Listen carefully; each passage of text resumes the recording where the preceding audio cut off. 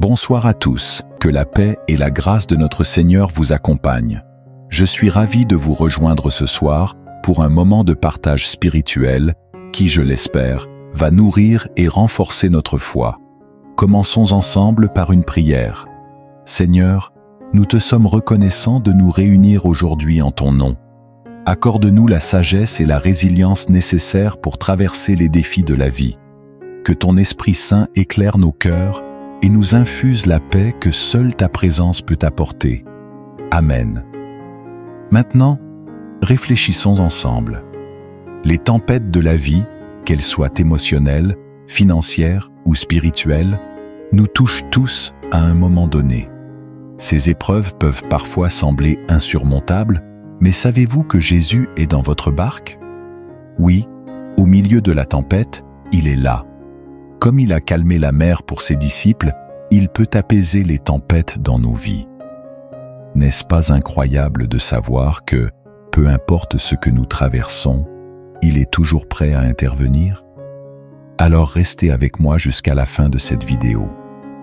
Ensemble, nous allons découvrir comment renforcer notre foi et vivre avec la certitude que, quoi qu'il arrive, Jésus est à nos côtés.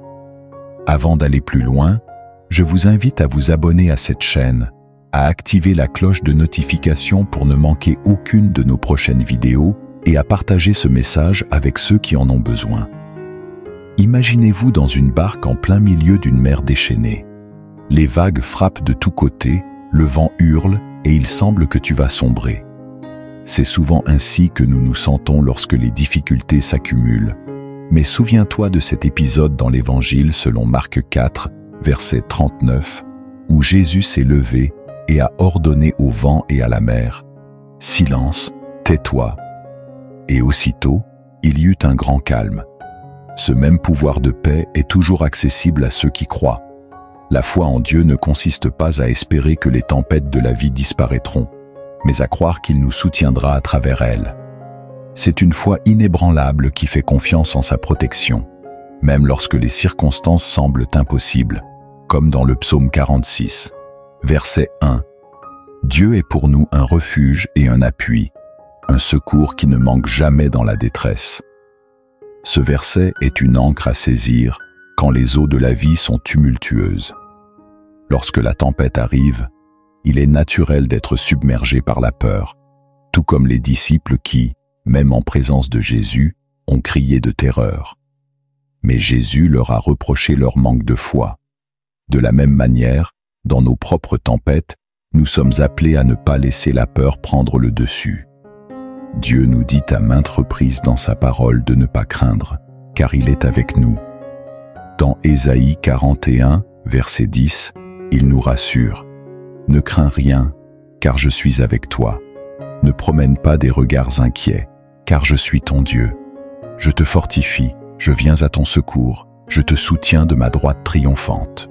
Il est essentiel de garder nos yeux fixés sur Jésus, même lorsque la tempête fait rage autour de nous, tout comme Pierre qui a marché sur l'eau vers Jésus, mais a commencé à sombrer lorsqu'il a détourné son regard de lui. Nous aussi devons maintenir notre foi sans nous laisser distraire par les défis. Cela signifie placer notre confiance entière en Dieu, même lorsque la logique humaine nous pousse à abandonner ou à chercher des solutions ailleurs. La tempête n'est peut-être pas seulement un moment de chaos, mais aussi une opportunité de grandir spirituellement. C'est souvent dans ces moments d'épreuve que nous apprenons à compter davantage sur Dieu, à comprendre sa fidélité et à réaliser que, malgré tout, il est en contrôle. Dans Jacques 1er, versets 2 à 3, il est dit « Considérez comme un sujet de joie complète les diverses épreuves que vous pouvez rencontrer, sachant que la mise à l'épreuve de votre foi produit la persévérance. » Ces moments nous affinent, nous rapprochent de Dieu et renforcent notre capacité à traverser d'autres tempêtes à l'avenir. La foi n'est pas un moyen d'échapper aux difficultés, mais une ancre solide qui nous maintient stables au milieu des tempêtes. Elle nous permet de marcher avec Dieu, avec l'assurance que, même si la tempête persiste, elle ne nous détruira pas. Chaque épreuve est une chance de voir la puissance de Dieu à l'œuvre dans nos vies et de témoigner de sa fidélité. Ainsi, si aujourd'hui tu te trouves en plein milieu d'une tempête, garde confiance. Dieu ne t'abandonne pas. La tempête passera, mais sa parole, ses promesses et sa présence demeurent à jamais. Dans les moments de tourmente et de difficulté, nous cherchons souvent des endroits où nous réfugier, mais les solutions humaines, qu'il s'agisse de conseils, de ressources matérielles ou même de la fuite, ne parviennent pas toujours à calmer nos esprits ni à apaiser nos âmes. Lorsque les épreuves de la vie nous frappent de plein fouet, Dieu nous appelle à nous réfugier en lui. Comme il est écrit dans le psaume 46, verset 1, « Dieu est pour nous un refuge et un appui, un secours qui ne manque jamais dans la détresse. » Cette promesse est un ancrage sûr dans les moments où tout semble s'effondrer autour de nous. S'imaginer Dieu comme refuge, c'est plus que simplement se tourner vers lui pour éviter la douleur ou les difficultés. C'est comprendre qu'il est la forteresse imprenable, le lieu où nous pouvons trouver paix et réconfort, même lorsque les circonstances extérieures ne changent pas. Il est notre roc, notre fondation solide, celle qui ne vacille pas sous la pression. Ainsi, quand le monde nous semble incertain, Dieu reste constant, immuable. C'est en lui que nous trouvons la stabilité dont nous avons tant besoin. Il est important de comprendre que se réfugier en Dieu ne signifie pas toujours qu'il mettra fin instantanément à nos épreuves. Parfois, la tempête fait rage plus longtemps que nous le souhaiterions, mais même au milieu de cette tourmente, Dieu nous équipe de la force nécessaire pour y faire face. Le psaume 18, verset 2 le dit bien, « L'Éternel est mon rocher, ma forteresse, mon libérateur, mon Dieu, mon roc où je trouve un abri. » Ici, David reconnaît que Dieu ne l'a pas toujours tiré immédiatement de la bataille, mais qu'il a trouvé en lui la protection et la force pour affronter ses ennemis. Quand nous faisons face à des situations qui semblent insurmontables, il est tentant de penser que Dieu est absent ou qu'il a détourné son regard. Cependant, c'est souvent dans ces moments que Dieu est le plus proche, prêt à nous porter lorsque nos propres forces faiblissent. Le prophète Ésaïe nous rappelle, dans Ésaïe 40, verset 29, « Il donne de la force à celui qui est fatigué, et il augmente la vigueur de celui qui tombe en défaillance. » Même dans notre faiblesse, Dieu est là pour nous revitaliser et nous soutenir. Se réfugier en Dieu, c'est aussi reconnaître que nous n'avons pas besoin de tout comprendre pour avoir confiance en lui. Parfois, les épreuves peuvent sembler injustes ou incompréhensibles, mais Dieu a une perspective plus grande que la nôtre. Job, dans toute sa souffrance, n'a pas reçu immédiatement une explication pour ses douleurs, mais il a découvert que Dieu est souverain et fidèle, même dans les moments où tout semble perdu. Il a compris qu'être abrité en Dieu signifie s'abandonner totalement à lui, même lorsque les réponses semblent hors de portée. Il y a un autre aspect à considérer lorsque nous nous réfugions en Dieu. C'est un acte de foi, mais aussi de patience. Dieu ne nous donne pas toujours la délivrance immédiate que nous désirons, mais il nous équipe de la patience nécessaire pour persévérer. Comme il est dit dans Romains 12, verset 12, « Réjouissez-vous dans l'espérance, soyez patients dans l'affliction, persévérez dans la prière. » La patience dans l'affliction est une vertu qui nous pousse à grandir spirituellement et à développer une plus grande dépendance envers notre Père céleste. Dans notre culture moderne qui valorise les solutions rapides, il est parfois difficile de comprendre pourquoi Dieu permet à certaines épreuves de perdurer. Pourtant, c'est souvent dans ces périodes prolongées de difficultés que notre foi s'approfondit. Nous apprenons à puiser plus profondément en Dieu, à le connaître d'une manière plus intime et à découvrir des aspects de sa grâce que nous n'aurions jamais saisis autrement. C'est une école de la foi où chaque tempête devient une opportunité de découvrir la fidélité de Dieu d'une manière nouvelle. Se réfugier en Dieu signifie aussi s'ouvrir à son amour et à sa protection. Il est le Père aimant qui désire prendre soin de nous, même lorsque nous pensons que nous pouvons nous débrouiller seuls. Souviens-toi des paroles de Jésus dans Matthieu 11, verset 28. « Venez à moi, vous tous qui êtes fatigués et chargés, et je vous donnerai du repos. » Ce repos que Christ promet n'est pas une simple pause temporaire des soucis, mais un repos profond, celui qui apaise l'âme et nous permet de tenir ferme même dans l'adversité. Ainsi, lorsque les épreuves de la vie surgissent, n'oublie pas que Dieu est ton refuge. Il ne promet pas de te retirer de chaque difficulté, mais il t'assure que tu ne seras jamais seul. Il te fournira la force, la paix et la persévérance nécessaires pour traverser chaque tempête. Dieu est et restera toujours le lieu sûr où tu peux te réfugier, même lorsque tout autour de toi vacille. L'adversité a une façon unique de tester notre foi, de la raffiner et de la transformer. Contrairement à ce que l'on pourrait penser, les épreuves que nous traversons ne sont pas toujours un signe de punition ou de mécontentement de Dieu. En réalité, elles peuvent être des moments où Dieu se révèle d'une manière encore plus puissante pour que sa gloire et sa fidélité soient pleinement manifestées dans nos vies. L'adversité devient alors une opportunité divine de croissance spirituelle, un outil entre les mains de Dieu pour nous affermir et renforcer notre foi. Prenons l'exemple de l'aveugle de naissance dans l'évangile de Jean 9, versets 1 à 3. Les disciples ont demandé à Jésus pourquoi cet homme était né aveugle, pensant que cela devait être une conséquence du péché, soit de lui, soit de ses parents. Mais Jésus leur a répondu : « Ce n'est pas que lui ou ses parents aient péché, mais c'est afin que les œuvres de Dieu soient manifestées en lui. » Cette histoire nous montre que les épreuves ne sont pas toujours une réponse directe à nos actions, mais parfois un moyen par lequel Dieu veut révéler sa puissance et son plan dans nos vies. Les moments de difficulté sont comme des vents violents qui frappent un arbre. Bien que ces vents puissent sembler destructeurs, ils permettent à l'arbre de renforcer ses racines. De même, dans nos vies, les tempêtes et les vents de l'adversité viennent pour tester la solidité de notre foi, mais surtout pour l'approfondir et la rendre plus résistante. En surmontant les défis, nous découvrons une nouvelle dimension de notre relation avec Dieu.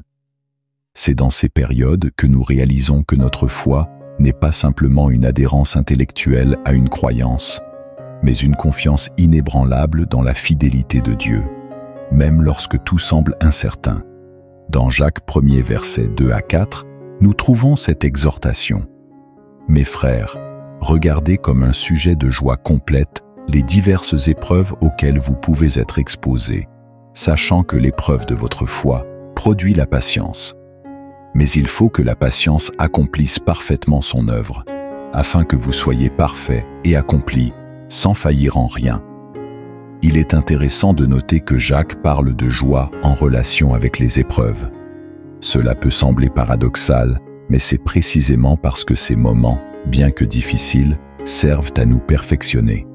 Ils forment notre caractère, affermissent notre endurance spirituelle et nous rapprochent de Dieu. Il est facile de croire en Dieu lorsque tout va bien, mais c'est dans les périodes de crise que notre foi est véritablement testée. Ce n'est pas tant la foi qui est remise en question, mais la profondeur de notre confiance en Dieu. Pouvons-nous continuer à croire en sa bonté, même quand les circonstances sont contre nous? Dans Romains 5, versets 3 à 4, l'apôtre Paul nous encourage à nous glorifier dans nos tribulations, sachant que la tribulation produit la persévérance la victoire dans l'épreuve, et cette victoire l'espérance. Ainsi, chaque épreuve que nous traversons a le potentiel de nous rapprocher de cette espérance inébranlable en Dieu. Nous devons aussi comprendre que Dieu utilise ces moments d'épreuve pour nous transformer à l'image de Christ. Chaque défi, chaque douleur que nous affrontons peut être une étape dans notre processus de sanctification. Dieu façonne notre caractère à travers l'adversité afin que nous devenions des témoins plus solides de sa grâce et de sa puissance. Comme l'or raffiné dans le feu, nos cœurs sont purifiés, débarrassés de tout ce qui entrave notre foi. L'or devient plus pur à mesure qu'il est exposé à la chaleur intense, et de la même manière, notre foi devient plus authentique à travers les épreuves. Un autre aspect important à retenir est que les épreuves permettent souvent à Dieu de démontrer sa fidélité d'une manière qui ne serait pas possible autrement.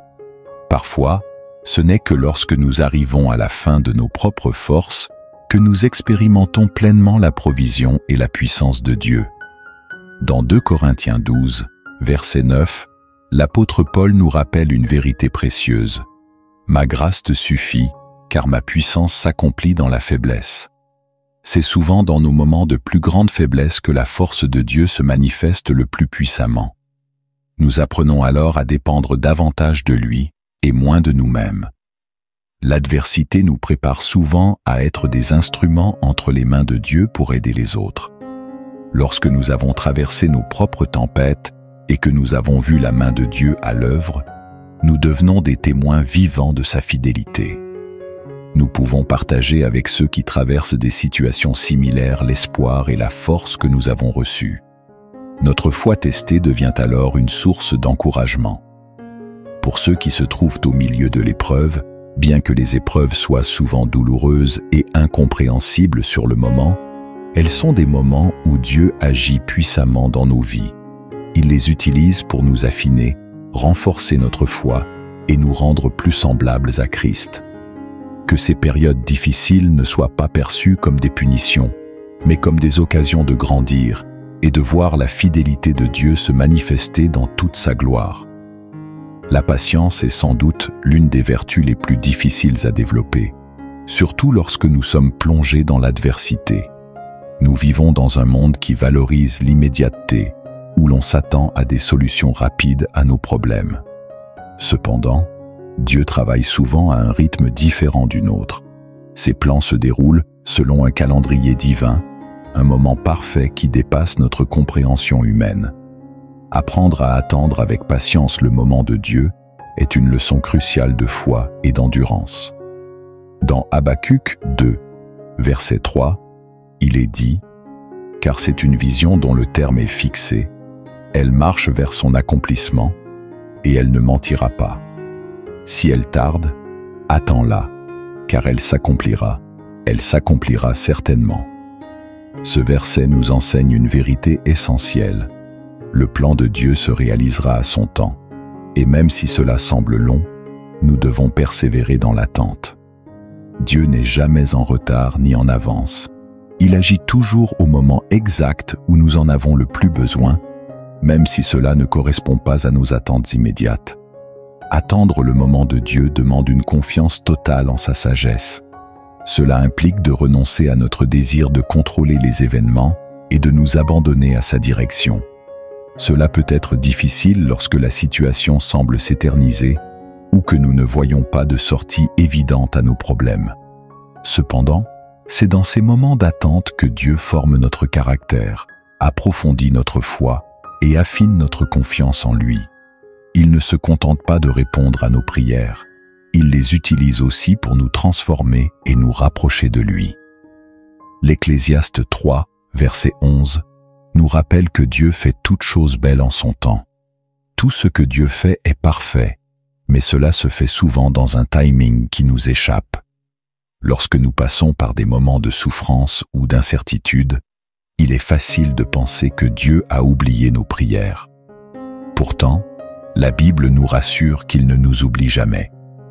Dans Psaume 27, verset 14, nous trouvons cette exhortation. « Espère en l'Éternel, fortifie-toi, et que ton cœur s'affermisse, espère en l'Éternel. » Ici, David, qui a souvent connu des moments d'attente prolongée, nous encourage à continuer à espérer, même lorsque la délivrance semble lointaine. Il est important de comprendre que l'attente n'est pas simplement une période de passivité. Attendre le moment de Dieu, c'est aussi continuer à agir dans la foi, à persévérer dans la prière et à demeurer fidèle à sa parole. L'attente est active.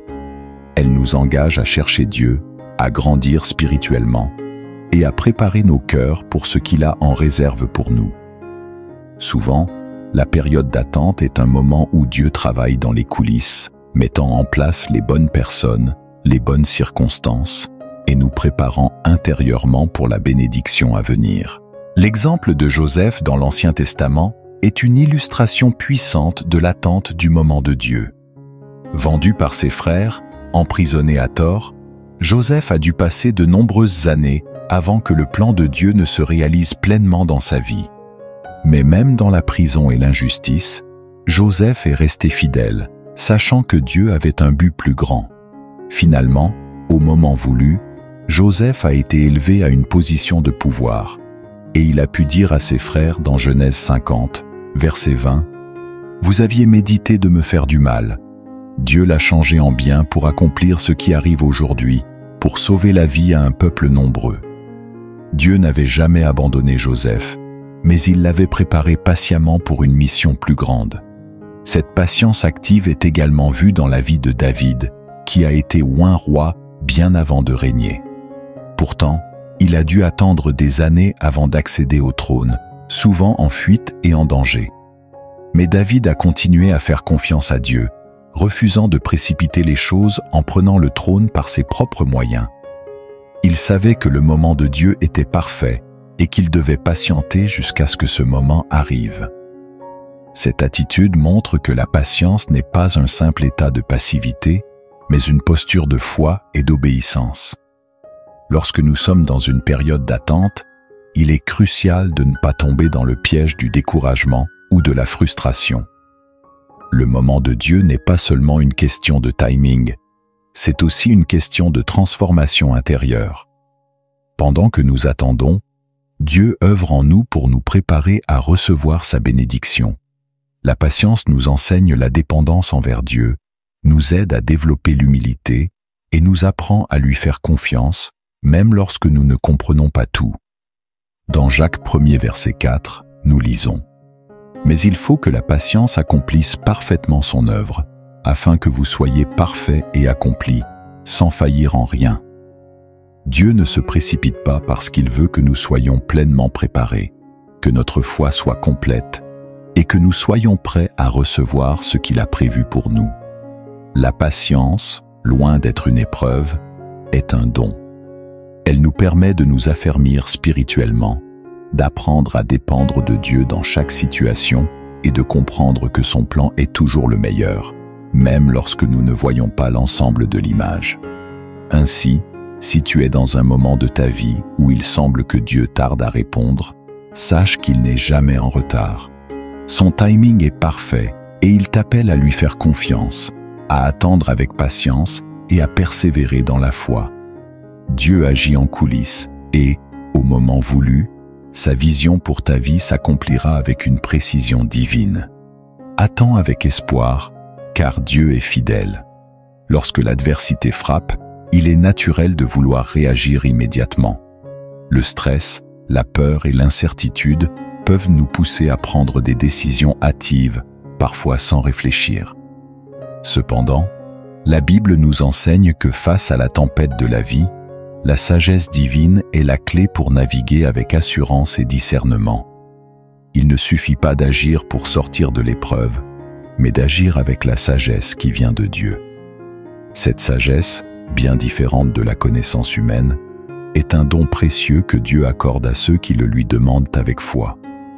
Dans Jacques 1er verset 5, il est écrit « Si quelqu'un d'entre vous manque de sagesse, qu'il la demande à Dieu, qui donne à tous simplement et sans reproche, et elle lui sera donnée. » Ce passage nous encourage à ne pas nous appuyer sur notre propre compréhension des événements, mais à nous tourner vers Dieu pour obtenir sa sagesse. Il ne reproche jamais à ceux qui viennent à lui en quête de conseils, mais il donne généreusement à tous ceux qui le lui demandent. Dieu veut nous diriger, mais pour cela, nous devons humblement chercher son aide au lieu de nous précipiter dans des solutions humaines, qui bien souvent ne font qu'aggraver la situation. L'un des plus grands exemples de la sagesse divine dans la tempête est le roi Salomon. Lorsque Dieu lui a demandé ce qu'il voulait, Salomon n'a pas demandé richesse ou pouvoir, mais la sagesse. Il a compris que pour gouverner correctement et pour faire face aux défis de la vie, il avait besoin de la sagesse divine et non simplement de sa propre intelligence. Cette prière de Salomon a touché le cœur de Dieu, qui lui a accordé non seulement la sagesse, mais aussi la richesse et la gloire, 1 Rois 3 verset 9. La leçon à tirer ici est que lorsque nous cherchons avant tout la sagesse de Dieu, il pourvoit à nos autres besoins de manière surabondante. La sagesse de Dieu ne se limite pas à connaître la bonne chose à faire. Elle consiste à avoir le discernement nécessaire pour comprendre la meilleure voie à suivre. Le discernement est cette capacité à voir au-delà des apparences immédiates, à percevoir la véritable nature d'une situation et à agir en conséquence. La sagesse divine nous permet de voir à travers les tempêtes, non pas avec les yeux humains, qui ne voient que la difficulté, mais avec des yeux spirituels capables de discerner le plan de Dieu, même au milieu du chaos. Proverbe 3, versets 5 à 6, nous rappelle cette vérité fondamentale. Confie-toi en l'Éternel de tout ton cœur et ne t'appuie pas sur ta propre intelligence. Reconnais-le dans toutes tes voies et il aplanira tes sentiers. Ce passage est essentiel pour comprendre que notre propre compréhension est souvent limitée. Nous ne voyons qu'une petite partie du tableau, tandis que Dieu voit l'ensemble. Parfois, ce qui semble être une voie logique pour nous peut ne pas être le chemin que Dieu a préparé. En cherchant sa sagesse, nous apprenons à lui faire confiance pour nous guider, même lorsque le chemin semble incertain. Cependant, chercher la sagesse de Dieu ne signifie pas seulement prier une fois et attendre passivement une réponse. Cela implique un engagement continu à chercher sa volonté, à passer du temps dans la prière et la méditation de sa parole.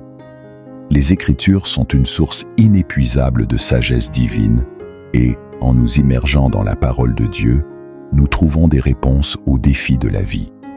Le psaume 119, verset 105, nous rappelle que « Ta parole est une lampe à mes pieds et une lumière sur mon sentier ». C'est en méditant sur les Écritures que nous découvrons la sagesse pour naviguer à travers les épreuves. L'histoire de Josaphat dans 2 Chroniques 20, verset 12, illustre parfaitement ce besoin de chercher la sagesse de Dieu. Confronté à une armée immense et insurmontable, Josaphat a humblement admis « Nous ne savons que faire, mais nos yeux sont sur toi ». Plutôt que de céder à la peur ou à l'impulsivité, il a rassemblé tout le peuple pour rechercher le Seigneur, et Dieu, en réponse à cette humble demande de sagesse, leur a donné une stratégie divine qui leur a permis de remporter la victoire. La leçon ici est simple mais puissante. Lorsque nous ne savons pas quoi faire, nous devons tourner nos regards vers Dieu. Il est également essentiel de se rappeler que la sagesse de Dieu peut parfois différer de ce que nous attendons. Dieu peut nous conduire à des décisions ou des actions qui, sur le moment, semblent contre-intuitives ou difficiles à comprendre. C'est là que la foi et la confiance en son plan entrent en jeu. Dans 1 Corinthiens 1er chapitre, verset 25, il est dit « La folie de Dieu est plus sage que les hommes, et la faiblesse de Dieu est plus forte que les hommes. » Parfois, la voie que Dieu nous montre peut sembler étrange aux yeux du monde, mais elle est toujours celle qui mène à la vie et à la victoire. Dans les moments d'adversité, il est naturel de chercher des solutions rapides pour soulager notre souffrance. Pourtant, la véritable sagesse consiste à reconnaître que nous ne pouvons pas tout gérer seuls. En demandant à Dieu de nous guider, nous montrons non seulement notre dépendance envers lui, mais aussi notre volonté de soumettre nos plans à son dessein parfait.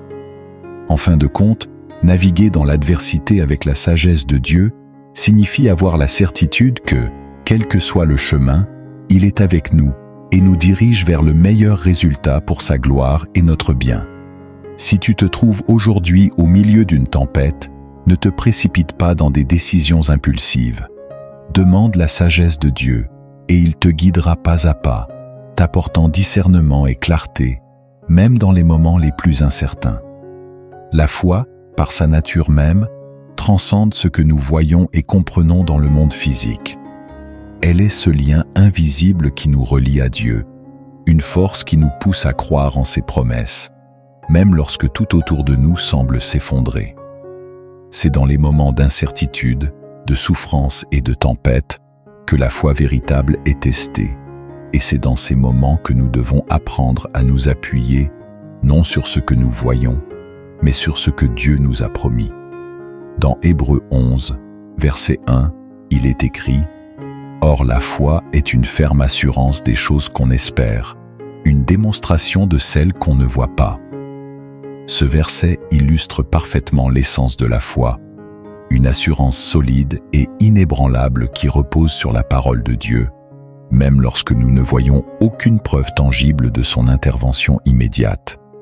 C'est croire que Dieu travaille activement pour notre bien, même si nos yeux ne peuvent percevoir les changements.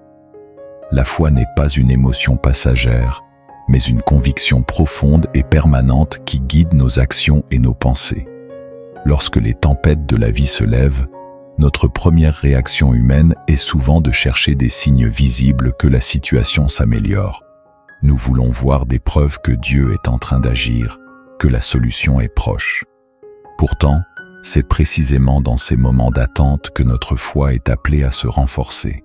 Il est facile de croire lorsque tout va bien, mais c'est dans le désert, dans les moments de doute, que la foi trouve son véritable sens. Dieu nous invite à ne pas nous appuyer sur nos propres perceptions, mais à nous tourner vers lui avec une confiance totale, comme le dit Proverbe 3 verset 5, « Confie-toi en l'Éternel de tout ton cœur et ne t'appuie pas sur ta propre intelligence. » La Bible regorge d'exemples de foi dans l'invisible. L'un des plus frappants est celui d'Abraham, que Dieu a appelé à quitter son pays et sa famille pour aller vers une terre qu'il ne connaissait pas. Abraham n'avait aucune idée de l'endroit où Dieu le conduisait, mais il a obéi, croyant dans les promesses invisibles de Dieu, comme il est dit dans Hébreux 11, verset 8. C'est par la foi qu'Abraham, lors de sa vocation, obéit et partit pour un lieu qu'il devait recevoir en héritage, et il partit sans savoir où il allait. Cette foi aveugle, fondée sur une confiance totale en Dieu, est l'essence même de la foi véritable. La foi dans l'invisible signifie aussi accepter que le plan de Dieu ne se dévoile pas toujours immédiatement. Comme les Israélites qui ont erré 40 ans dans le désert avant d'atteindre la terre promise, nous devons parfois marcher pendant une longue période sans voir la fin de la tempête. Mais pendant ce voyage, Dieu est toujours présent, nous guidant même si nous ne voyons pas la destination finale. C'est cette persévérance dans la foi, malgré les obstacles, qui nous permet de grandir spirituellement et de découvrir la profondeur de la fidélité de Dieu. Un autre exemple puissant est celui de Noé, qui a construit l'arche sur la base d'une promesse invisible.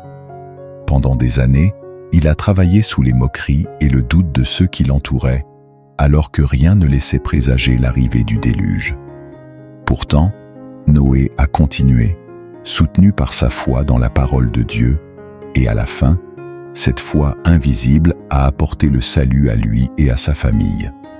Cela nous montre que la foi n'a pas besoin de preuves immédiates pour être authentique.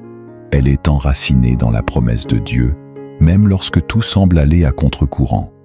L'apôtre Paul nous offre une réflexion profonde sur la nature de la foi dans 2 Corinthiens 5, verset 7. « Car nous marchons par la foi et non par la vue. » Cette déclaration résume parfaitement la manière dont nous sommes appelés à vivre notre vie chrétienne. Nous ne nous fions pas aux apparences extérieures, mais à ce que Dieu nous a révélé à travers sa parole. Cela ne signifie pas que les défis ou les souffrances disparaissent, mais que nous avons la certitude que Dieu travaille dans l'invisible pour accomplir son plan parfait.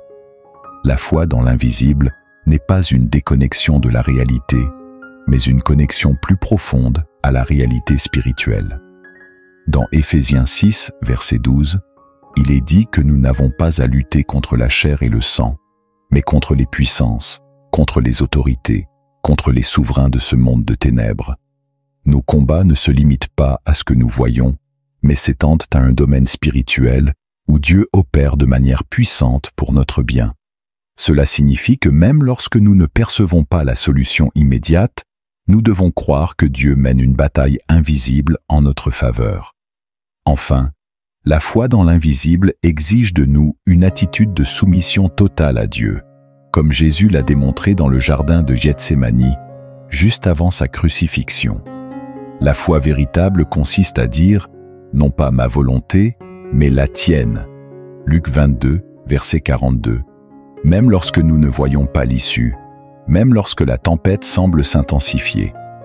Nous devons nous soumettre à la souveraineté de Dieu et lui faire confiance pour conduire toutes choses selon sa volonté parfaite.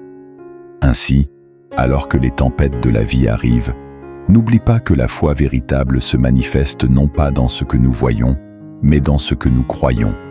Dieu est à l'œuvre dans l'invisible, et, même si nous ne comprenons pas toujours ses plans, nous pouvons être assurés qu'il accomplit ses promesses en son temps. Que ta foi repose non sur les circonstances visibles, mais sur la fidélité éternelle de Dieu. Avant de partir, je t'invite à t'abonner à la chaîne et à cliquer sur le pouce bleu pour soutenir ce message. Si tu le souhaites, écris « Dieu est grand » dans les commentaires pour proclamer sa grandeur ensemble. Partage aussi tes réflexions, car chaque parole peut encourager quelqu'un d'autre. Et n'oublie pas de cliquer sur la vidéo qui vient de s'afficher à l'écran pour continuer à nourrir ta foi. Que Dieu te bénisse abondamment. Que la paix et la grâce de notre Seigneur vous accompagnent. Je suis ravi de vous rejoindre ce soir pour un moment de partage spirituel qui, je l'espère, va nourrir et renforcer notre foi. Commençons ensemble par une prière. Seigneur, nous te sommes reconnaissants de nous réunir aujourd'hui en ton nom. Accorde-nous la sagesse et la résilience nécessaires pour traverser les défis de la vie. Que ton Esprit Saint éclaire nos cœurs et nous infuse la paix que seule ta présence peut apporter. Amen. Maintenant, réfléchissons ensemble. Les tempêtes de la vie, qu'elles soient émotionnelles, financières ou spirituelles, nous touchent tous à un moment donné. Ces épreuves peuvent parfois sembler insurmontables, mais savez-vous que Jésus est dans votre barque? Oui, au milieu de la tempête, il est là. Comme il a calmé la mer pour ses disciples, il peut apaiser les tempêtes dans nos vies. N'est-ce pas incroyable de savoir que, peu importe ce que nous traversons, il est toujours prêt à intervenir?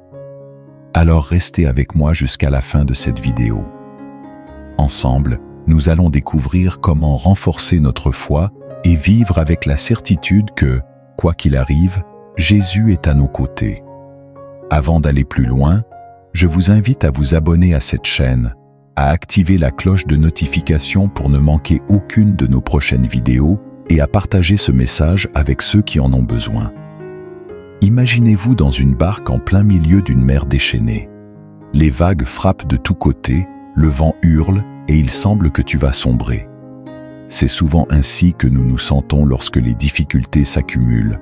Mais souviens-toi de cet épisode dans l'Évangile selon Marc 4, verset 39, où Jésus s'est levé et a ordonné au vent et à la mer « Silence, tais-toi » et aussitôt, il y eut un grand calme. Ce même pouvoir de paix est toujours accessible à ceux qui croient. La foi en Dieu ne consiste pas à espérer que les tempêtes de la vie disparaîtront, mais à croire qu'il nous soutiendra à travers elles. C'est une foi inébranlable qui fait confiance en sa protection, même lorsque les circonstances semblent impossibles, comme dans le psaume 46, verset 1. Dieu est pour nous un refuge et un appui, un secours qui ne manque jamais dans la détresse. Ce verset est une ancre à saisir quand les eaux de la vie sont tumultueuses. Lorsque la tempête arrive, il est naturel d'être submergé par la peur, tout comme les disciples qui, même en présence de Jésus, ont crié de terreur. Mais Jésus leur a reproché leur manque de foi. De la même manière, dans nos propres tempêtes, nous sommes appelés à ne pas laisser la peur prendre le dessus. Dieu nous dit à maintes reprises dans sa parole de ne pas craindre, car il est avec nous. Dans Ésaïe 41, verset 10, il nous rassure. Ne crains rien, car je suis avec toi. Ne promène pas des regards inquiets, car je suis ton Dieu. Je te fortifie, je viens à ton secours, je te soutiens de ma droite triomphante. Il est essentiel de garder nos yeux fixés sur Jésus, même lorsque la tempête fait rage autour de nous. Tout comme Pierre qui a marché sur l'eau vers Jésus, mais a commencé à sombrer lorsqu'il a détourné son regard de lui. Nous aussi devons maintenir notre foi sans nous laisser distraire par les défis. Cela signifie placer notre confiance entière en Dieu, même lorsque la logique humaine nous pousse à abandonner ou à chercher des solutions ailleurs. La tempête n'est peut-être pas seulement un moment de chaos, mais aussi une opportunité de grandir spirituellement. C'est souvent dans ces moments d'épreuve que nous apprenons à compter davantage sur Dieu, à comprendre sa fidélité et à réaliser que, malgré tout, il est en contrôle. Dans Jacques 1er versets 2 à 3, il est dit « Considérez comme un sujet de joie complète les diverses épreuves que vous pouvez rencontrer, sachant que la mise à l'épreuve de votre foi produit la persévérance. » Ces moments nous affinent, nous rapprochent de Dieu et renforcent notre capacité à traverser d'autres tempêtes à l'avenir. La foi n'est pas un moyen d'échapper aux difficultés, mais une ancre solide qui nous maintient stables au milieu des tempêtes. Elle nous permet de marcher avec Dieu, avec l'assurance que, même si la tempête persiste, elle ne nous détruira pas. Chaque épreuve est une chance de voir la puissance de Dieu à l'œuvre dans nos vies et de témoigner de sa fidélité. Ainsi, si aujourd'hui tu te trouves en plein milieu d'une tempête, garde confiance. Dieu ne t'abandonne pas. La tempête passera, mais sa parole, ses promesses et sa présence demeurent à jamais. Dans les moments de tourmente et de difficulté, nous cherchons souvent des endroits où nous réfugier, mais les solutions humaines, qu'il s'agisse de conseils, de ressources matérielles ou même de la fuite, ne parviennent pas toujours à calmer nos esprits ni à apaiser nos âmes. Lorsque les épreuves de la vie nous frappent de plein fouet, Dieu nous appelle à nous réfugier en lui. Comme il est écrit dans le psaume 46, verset 1, « Dieu est pour nous un refuge et un appui, un secours qui ne manque jamais dans la détresse. » Cette promesse est un ancrage sûr dans les moments où tout semble s'effondrer autour de nous. S'imaginer Dieu comme refuge, c'est plus que simplement se tourner vers lui pour éviter la douleur ou les difficultés. C'est comprendre qu'il est la forteresse imprenable, le lieu où nous pouvons trouver paix et réconfort, même lorsque les circonstances extérieures ne changent pas. Il est notre roc, notre fondation solide, celle qui ne vacille pas sous la pression. Ainsi, quand le monde nous semble incertain, Dieu reste constant, immuable. C'est en lui que nous trouvons la stabilité dont nous avons tant besoin. Il est important de comprendre que se réfugier en Dieu ne signifie pas toujours qu'il mettra fin instantanément à nos épreuves.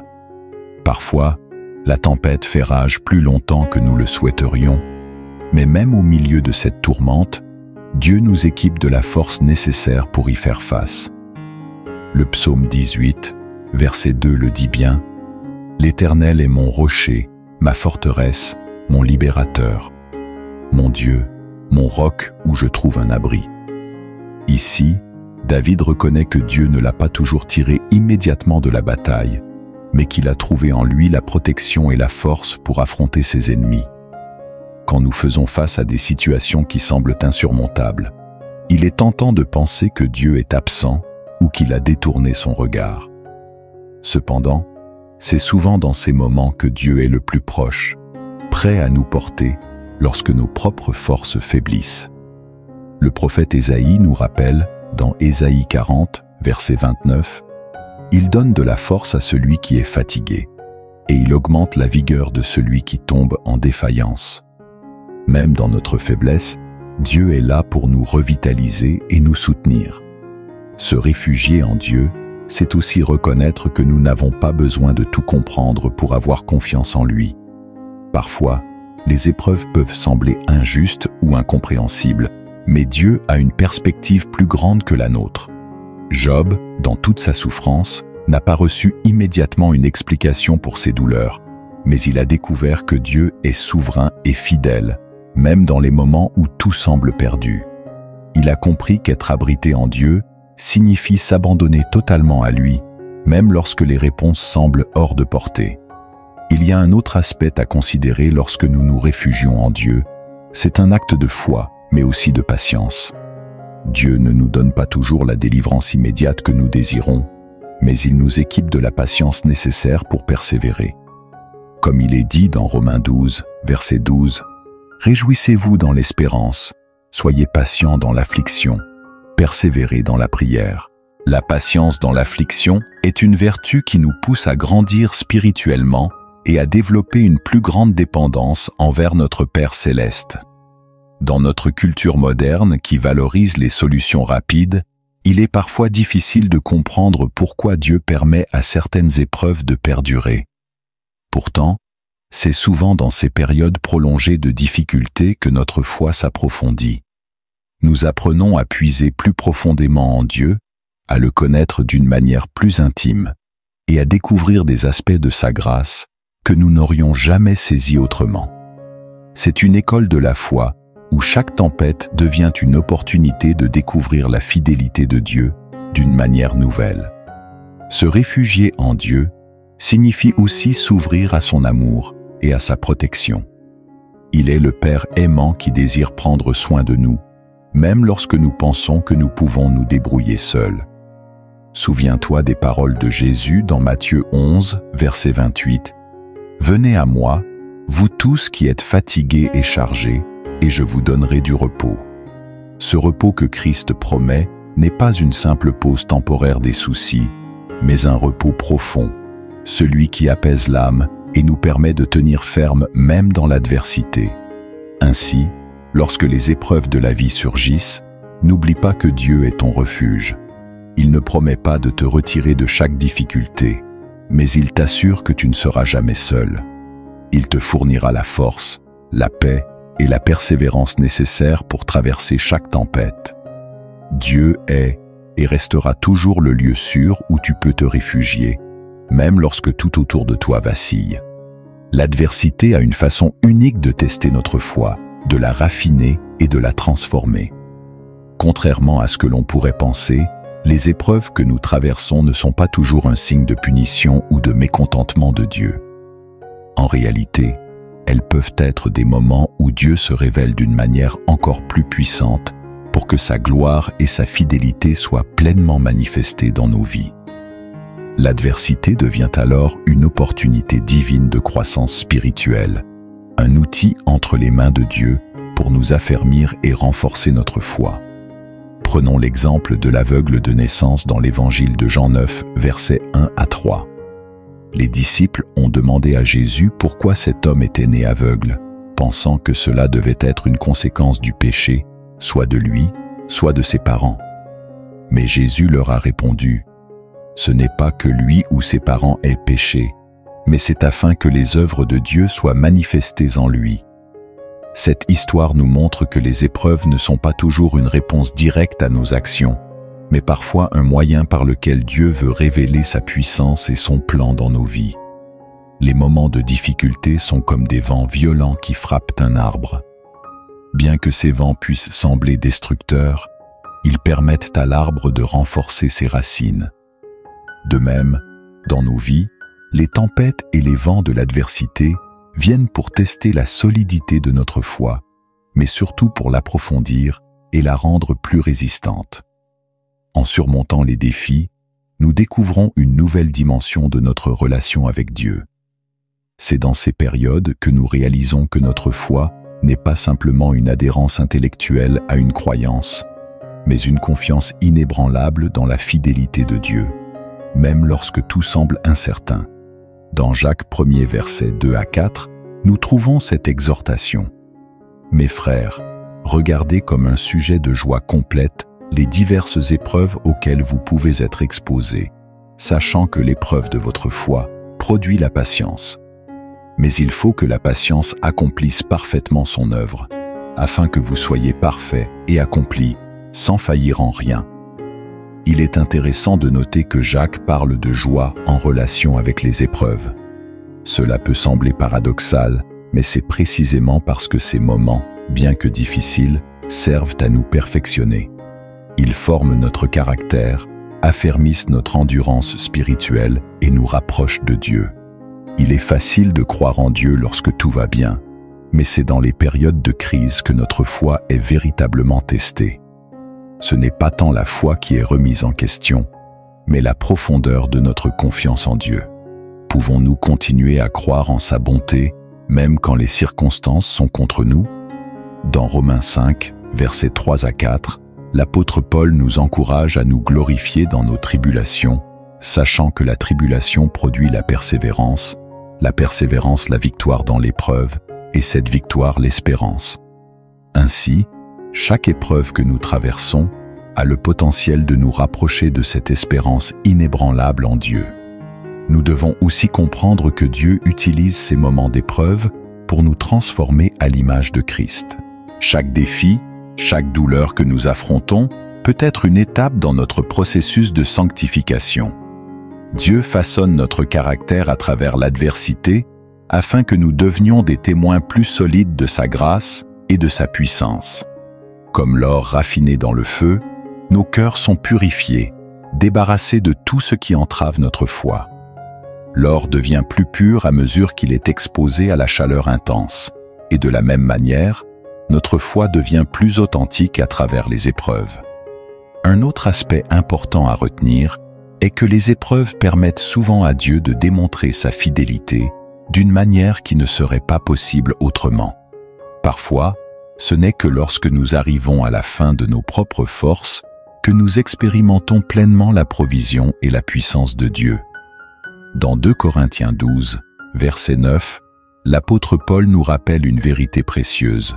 « Ma grâce te suffit, car ma puissance s'accomplit dans la faiblesse. » C'est souvent dans nos moments de plus grande faiblesse que la force de Dieu se manifeste le plus puissamment. Nous apprenons alors à dépendre davantage de lui et moins de nous-mêmes. L'adversité nous prépare souvent à être des instruments entre les mains de Dieu pour aider les autres. Lorsque nous avons traversé nos propres tempêtes et que nous avons vu la main de Dieu à l'œuvre, nous devenons des témoins vivants de sa fidélité. Nous pouvons partager avec ceux qui traversent des situations similaires l'espoir et la force que nous avons reçus. Notre foi testée devient alors une source d'encouragement.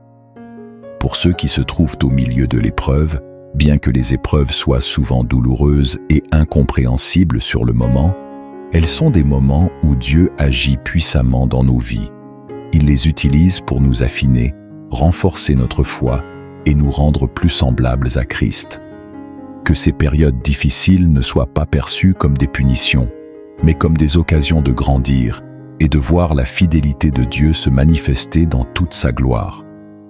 La patience est sans doute l'une des vertus les plus difficiles à développer, surtout lorsque nous sommes plongés dans l'adversité.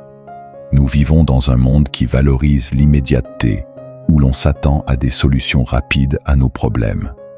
Cependant, Dieu travaille souvent à un rythme différent du nôtre. Ses plans se déroulent selon un calendrier divin, un moment parfait qui dépasse notre compréhension humaine. Apprendre à attendre avec patience le moment de Dieu est une leçon cruciale de foi et d'endurance. Dans Habacuc 2, verset 3, il est dit « Car c'est une vision dont le terme est fixé, elle marche vers son accomplissement, et elle ne mentira pas. Si elle tarde, attends-la, car elle s'accomplira certainement. » Ce verset nous enseigne une vérité essentielle.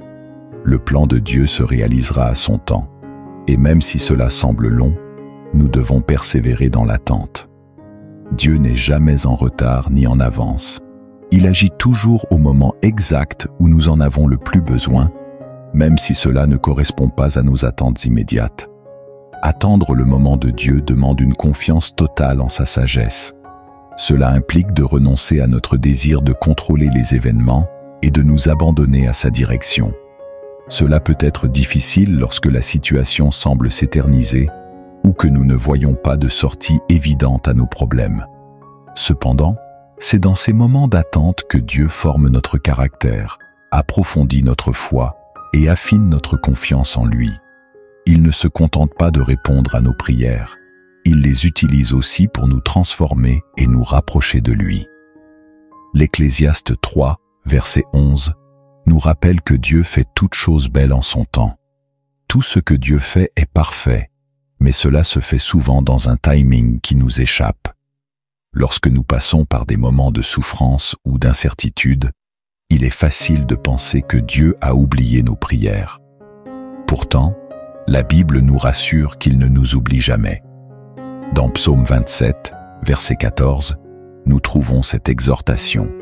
Espère en l'Éternel, fortifie-toi, et que ton cœur s'affermisse, espère en l'Éternel. Ici, David, qui a souvent connu des moments d'attente prolongée, nous encourage à continuer à espérer, même lorsque la délivrance semble lointaine. Il est important de comprendre que l'attente n'est pas simplement une période de passivité. Attendre le moment de Dieu, c'est aussi continuer à agir dans la foi, à persévérer dans la prière et à demeurer fidèle à sa parole. L'attente est active. Elle nous engage à chercher Dieu, à grandir spirituellement et à préparer nos cœurs pour ce qu'il a en réserve pour nous. Souvent, la période d'attente est un moment où Dieu travaille dans les coulisses, mettant en place les bonnes personnes, les bonnes circonstances et nous préparant intérieurement pour la bénédiction à venir. L'exemple de Joseph dans l'Ancien Testament est une illustration puissante de l'attente du moment de Dieu.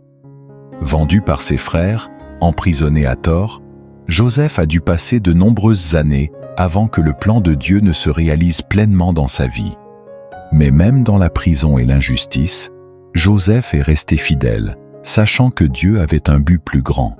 Finalement, au moment voulu, Joseph a été élevé à une position de pouvoir, et il a pu dire à ses frères dans Genèse 50, verset 20, « Vous aviez médité de me faire du mal.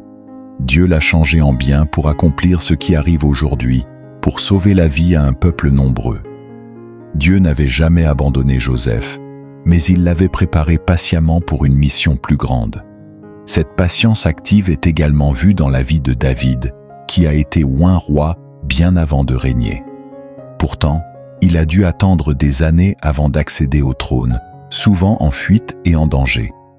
Mais David a continué à faire confiance à Dieu, refusant de précipiter les choses en prenant le trône par ses propres moyens. Il savait que le moment de Dieu était parfait et qu'il devait patienter jusqu'à ce que ce moment arrive.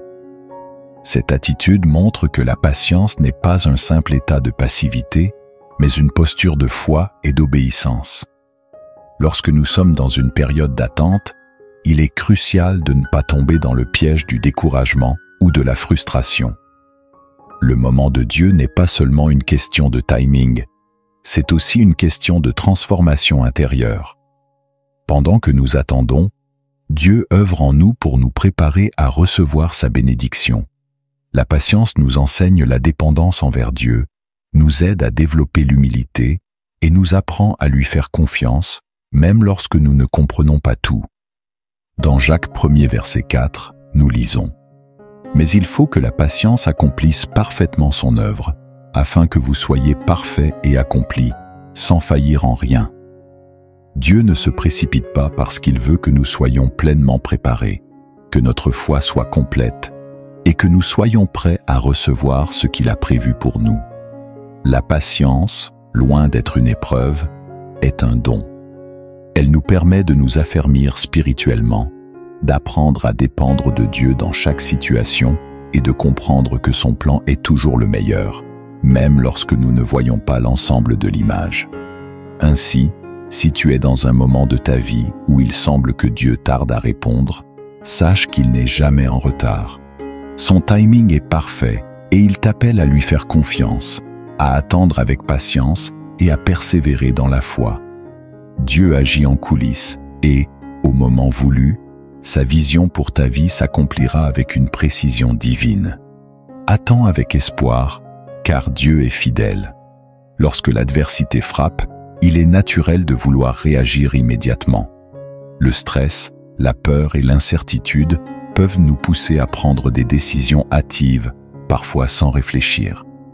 Cependant, la Bible nous enseigne que face à la tempête de la vie, la sagesse divine est la clé pour naviguer avec assurance et discernement. Il ne suffit pas d'agir pour sortir de l'épreuve, mais d'agir avec la sagesse qui vient de Dieu.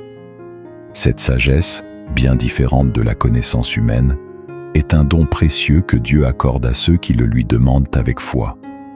Dans Jacques 1er verset 5, il est écrit « Si quelqu'un d'entre vous manque de sagesse, qu'il la demande à Dieu, qui donne à tous simplement et sans reproche, et elle lui sera donnée. » Ce passage nous encourage à ne pas nous appuyer sur notre propre compréhension des événements, mais à nous tourner vers Dieu pour obtenir sa sagesse.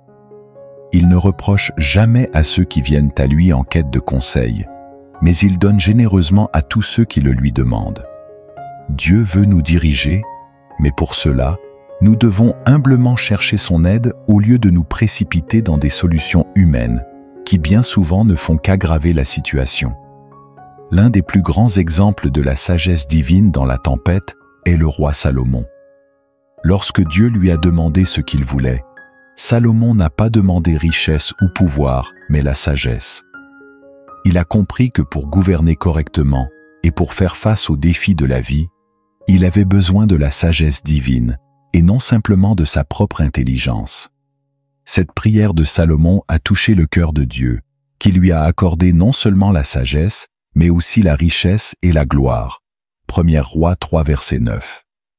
La leçon à tirer ici est que lorsque nous cherchons avant tout la sagesse de Dieu, il pourvoit à nos autres besoins de manière surabondante. La sagesse de Dieu ne se limite pas à connaître la bonne chose à faire. Elle consiste à avoir le discernement nécessaire pour comprendre la meilleure voie à suivre. Le discernement est cette capacité à voir au-delà des apparences immédiates, à percevoir la véritable nature d'une situation et à agir en conséquence. La sagesse divine nous permet de voir à travers les tempêtes, non pas avec les yeux humains, qui ne voient que la difficulté, mais avec des yeux spirituels capables de discerner le plan de Dieu, même au milieu du chaos. Proverbe 3, versets 5 à 6, nous rappelle cette vérité fondamentale. Confie-toi en l'Éternel de tout ton cœur et ne t'appuie pas sur ta propre intelligence. Reconnais-le dans toutes tes voies et il aplanira tes sentiers. Ce passage est essentiel pour comprendre que notre propre compréhension est souvent limitée. Nous ne voyons qu'une petite partie du tableau, tandis que Dieu voit l'ensemble. Parfois, ce qui semble être une voie logique pour nous peut ne pas être le chemin que Dieu a préparé. En cherchant sa sagesse, nous apprenons à lui faire confiance pour nous guider, même lorsque le chemin semble incertain. Cependant, chercher la sagesse de Dieu ne signifie pas seulement prier une fois et attendre passivement une réponse. Cela implique un engagement continu à chercher sa volonté, à passer du temps dans la prière et la méditation de sa parole. Les Écritures sont une source inépuisable de sagesse divine et, en nous immergeant dans la parole de Dieu, nous trouvons des réponses aux défis de la vie. Le psaume 119, verset 105, nous rappelle que « Ta parole est une lampe à mes pieds et une lumière sur mon sentier ». C'est en méditant sur les Écritures que nous découvrons la sagesse pour naviguer à travers les épreuves. L'histoire de Josaphat dans 2 Chroniques 20, verset 12, illustre parfaitement ce besoin de chercher la sagesse de Dieu. Confronté à une armée immense et insurmontable, Josaphat a humblement admis « Nous ne savons que faire, mais nos yeux sont sur toi ». Plutôt que de céder à la peur ou à l'impulsivité, il a rassemblé tout le peuple pour rechercher le Seigneur, et Dieu, en réponse à cette humble demande de sagesse, leur a donné une stratégie divine qui leur a permis de remporter la victoire. La leçon ici est simple mais puissante. Lorsque nous ne savons pas quoi faire, nous devons tourner nos regards vers Dieu. Il est également essentiel de se rappeler que la sagesse de Dieu peut parfois différer de ce que nous attendons. Dieu peut nous conduire à des décisions ou des actions qui, sur le moment, semblent contre-intuitives ou difficiles à comprendre. C'est là que la foi et la confiance en son plan entrent en jeu. Dans 1 Corinthiens 1er chapitre, verset 25, il est dit « La folie de Dieu est plus sage que les hommes, et la faiblesse de Dieu est plus forte que les hommes. » Parfois, la voie que Dieu nous montre peut sembler étrange aux yeux du monde, mais elle est toujours celle qui mène à la vie et à la victoire. Dans les moments d'adversité, il est naturel de chercher des solutions rapides pour soulager notre souffrance. Pourtant, la véritable sagesse consiste à reconnaître que nous ne pouvons pas tout gérer seuls. En demandant à Dieu de nous guider, nous montrons non seulement notre dépendance envers lui, mais aussi notre volonté de soumettre nos plans à son dessein parfait. En fin de compte, Naviguer dans l'adversité avec la sagesse de Dieu signifie avoir la certitude que, quel que soit le chemin, il est avec nous et nous dirige vers le meilleur résultat pour sa gloire et notre bien. Si tu te trouves aujourd'hui au milieu d'une tempête, ne te précipite pas dans des décisions impulsives. Demande la sagesse de Dieu et il te guidera pas à pas, t'apportant discernement et clarté, même dans les moments les plus incertains. La foi, par sa nature même, transcende ce que nous voyons et comprenons dans le monde physique. Elle est ce lien invisible qui nous relie à Dieu, une force qui nous pousse à croire en ses promesses, même lorsque tout autour de nous semble s'effondrer. C'est dans les moments d'incertitude, de souffrance et de tempête que la foi véritable est testée, et c'est dans ces moments que nous devons apprendre à nous appuyer, non sur ce que nous voyons, mais sur ce que Dieu nous a promis. Dans Hébreux 11, verset 1, il est écrit « Or la foi est une ferme assurance des choses qu'on espère, une démonstration de celles qu'on ne voit pas. » Ce verset illustre parfaitement l'essence de la foi, une assurance solide et inébranlable qui repose sur la parole de Dieu, même lorsque nous ne voyons aucune preuve tangible de son intervention immédiate. C'est croire que Dieu travaille activement pour notre bien, même si nos yeux ne peuvent percevoir les changements. La foi n'est pas une émotion passagère, mais une conviction profonde et permanente qui guide nos actions et nos pensées. Lorsque les tempêtes de la vie se lèvent, notre première réaction humaine est souvent de chercher des signes visibles que la situation s'améliore. Nous voulons voir des preuves que Dieu est en train d'agir, que la solution est proche. Pourtant, c'est précisément dans ces moments d'attente que notre foi est appelée à se renforcer. Il est facile de croire lorsque tout va bien, mais c'est dans le désert, dans les moments de doute, que la foi trouve son véritable sens. Dieu nous invite à ne pas nous appuyer sur nos propres perceptions, mais à nous tourner vers lui avec une confiance totale, comme le dit Proverbe 3 verset 5, « Confie-toi en l'Éternel de tout ton cœur et ne t'appuie pas sur ta propre intelligence. » La Bible regorge d'exemples de foi dans l'invisible. L'un des plus frappants est celui d'Abraham, que Dieu a appelé à quitter son pays et sa famille pour aller vers une terre qu'il ne connaissait pas. Abraham n'avait aucune idée de l'endroit où Dieu le conduisait, mais il a obéi, croyant dans les promesses invisibles de Dieu, comme il est dit dans Hébreux 11, verset 8. C'est par la foi qu'Abraham, lors de sa vocation, obéit et partit pour un lieu qu'il devait recevoir en héritage, et il partit sans savoir où il allait. Cette foi aveugle, fondée sur une confiance totale en Dieu, est l'essence même de la foi véritable. La foi dans l'invisible signifie aussi accepter que le plan de Dieu ne se dévoile pas toujours immédiatement. Comme les Israélites qui ont erré 40 ans dans le désert avant d'atteindre la terre promise, nous devons parfois marcher pendant une longue période sans voir la fin de la tempête. Mais pendant ce voyage, Dieu est toujours présent, nous guidant même si nous ne voyons pas la destination finale. C'est cette persévérance dans la foi, malgré les obstacles, qui nous permet de grandir spirituellement et de découvrir la profondeur de la fidélité de Dieu. Un autre exemple puissant est celui de Noé, qui a construit l'arche sur la base d'une promesse invisible. Pendant des années, il a travaillé sous les moqueries et le doute de ceux qui l'entouraient, alors que rien ne laissait présager l'arrivée du déluge. Pourtant, Noé a continué, soutenu par sa foi dans la parole de Dieu, et à la fin, cette foi invisible a apporté le salut à lui et à sa famille. Cela nous montre que la foi n'a pas besoin de preuves immédiates pour être authentique. Elle est enracinée dans la promesse de Dieu, même lorsque tout semble aller à contre-courant. L'apôtre Paul nous offre une réflexion profonde sur la nature de la foi dans 2 Corinthiens 5, verset 7.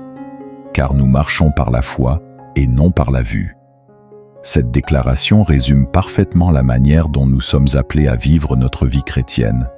Nous ne nous fions pas aux apparences extérieures, mais à ce que Dieu nous a révélé à travers sa parole.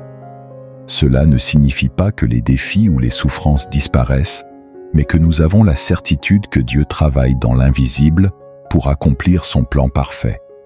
La foi dans l'invisible n'est pas une déconnexion de la réalité, mais une connexion plus profonde à la réalité spirituelle. Dans Éphésiens 6, verset 12, il est dit que nous n'avons pas à lutter contre la chair et le sang, mais contre les puissances, contre les autorités, contre les souverains de ce monde de ténèbres. Nos combats ne se limitent pas à ce que nous voyons, mais s'étendent à un domaine spirituel où Dieu opère de manière puissante pour notre bien. Cela signifie que même lorsque nous ne percevons pas la solution immédiate, nous devons croire que Dieu mène une bataille invisible en notre faveur. Enfin, la foi dans l'invisible exige de nous une attitude de soumission totale à Dieu, comme Jésus l'a démontré dans le jardin de Gethsémani, juste avant sa crucifixion. La foi véritable consiste à dire « non pas ma volonté, mais la tienne ». Luc 22, verset 42. Même lorsque nous ne voyons pas l'issue, même lorsque la tempête semble s'intensifier, nous devons nous soumettre à la souveraineté de Dieu et lui faire confiance pour conduire toutes choses selon sa volonté parfaite. Ainsi, alors que les tempêtes de la vie arrivent, n'oublie pas que la foi véritable se manifeste non pas dans ce que nous voyons, mais dans ce que nous croyons. Dieu est à l'œuvre dans l'invisible, et, même si nous ne comprenons pas toujours ses plans, nous pouvons être assurés qu'il accomplit ses promesses en son temps. Que ta foi repose non sur les circonstances visibles, mais sur la fidélité éternelle de Dieu.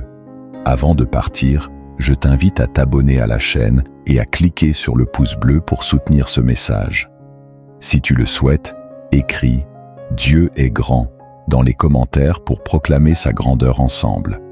Partage aussi tes réflexions, car chaque parole peut encourager quelqu'un d'autre. Et n'oublie pas de cliquer sur la vidéo qui vient de s'afficher à l'écran pour continuer à nourrir ta foi. Que Dieu te bénisse abondamment.